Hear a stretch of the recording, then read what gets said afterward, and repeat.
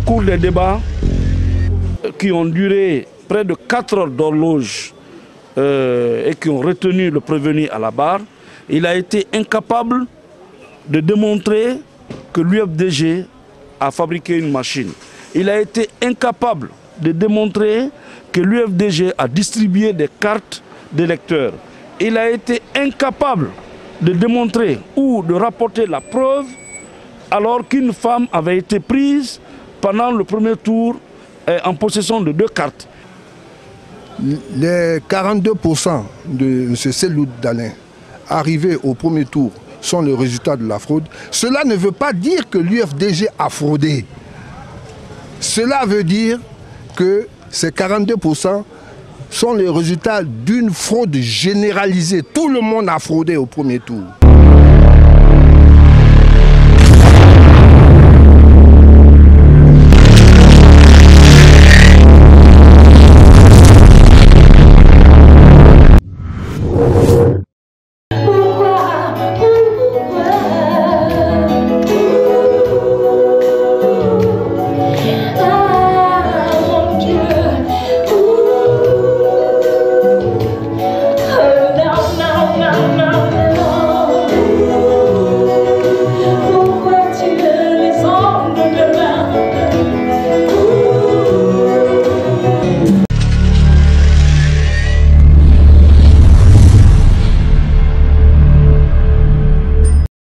Aujourd'hui, le dossier UFDG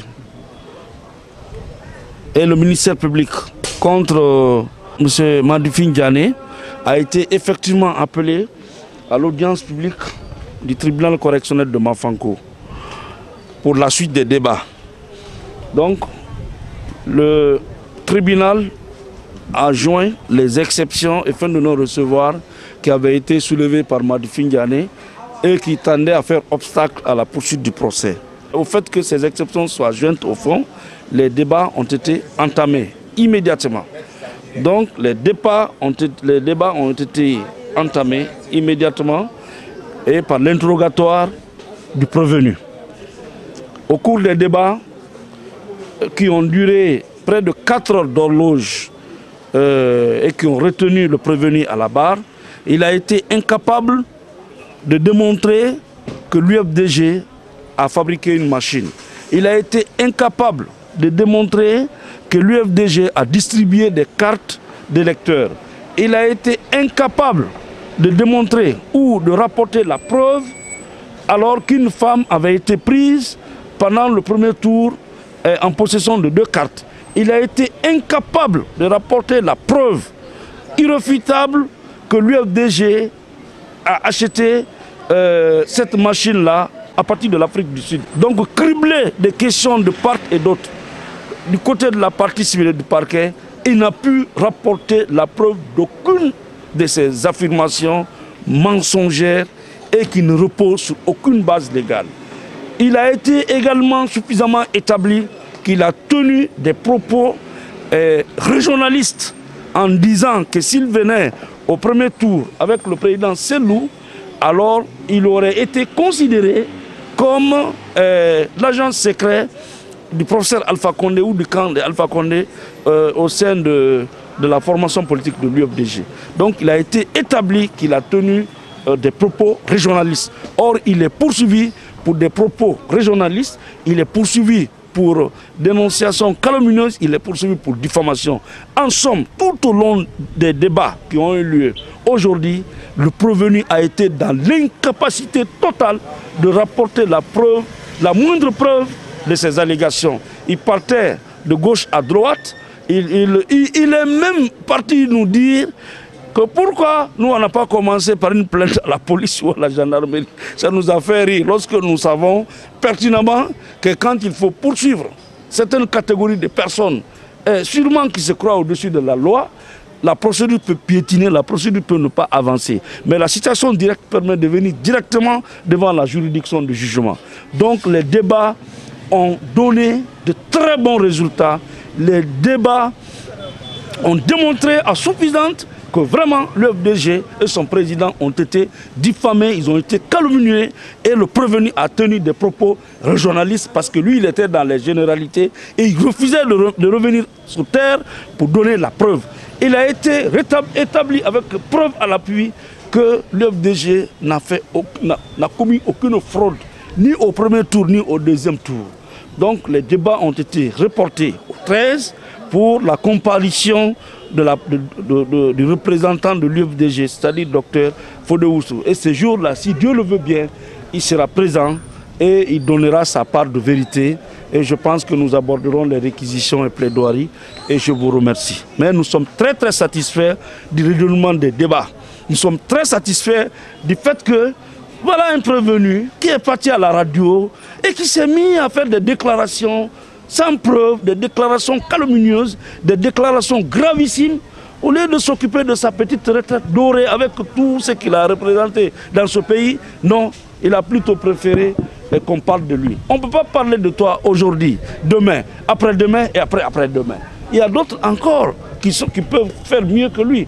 Donc de toutes les façons, justice sera rendue et conformément à la loi. Dans ce procès-là, nous avons soulevé un certain nombre d'exceptions tirées de ce que, et de fin de non-recevoir surtout, du fait que certaines infractions reprochées à El Hadji Manifine Diané étaient sujets à prescription. Parce qu'elles auraient été commises, à les supposer établies, en 2010. Nous sommes en 2014, alors que la prescription des délits est de 3 ans. Une fois que le délai de 3 ans passe, on ne peut plus poursuivre. Mais le tribunal a jugé nécessaire de se réserver, de répondre à ces exceptions et demander à ce que les parties aillent au fond de l'affaire. Donc nous sommes allés au fond de l'affaire. Des questions ont été posées par la partie civile à M. Diané. Mais ce que nous avons remarqué, c'est qu'aucune des infractions pour lesquelles nous avons demandé que le tribunal constate la prescription, aucune des questions n'ont été posées à propos de ces infractions, c'est-à-dire discrimination, abus d'autorité, etc., etc. Donc, nous pensons que les débats continuent. L'affaire a été renvoyée au 13 juin pour continuation des débats et surtout pour la comparution de la partie civile, le vice-président de l'UFDG, M. Fodé Oussou, qui depuis le début du procès brille par son absence, alors que c'est l'UFDG qui a porté plainte pour diffamation.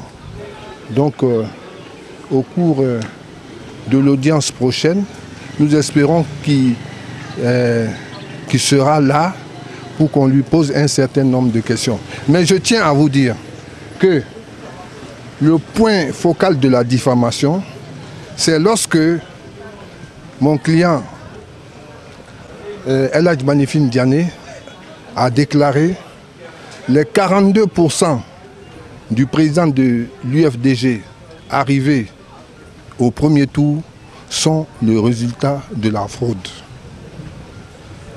Nous estimons, nous, que l'UFDG ne comprend pas le français.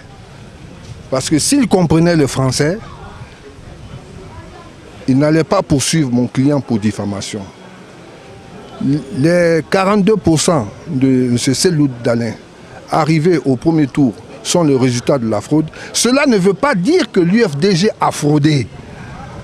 Cela veut dire que ces 42% sont le résultat d'une fraude généralisée. Tout le monde a fraudé au premier tour.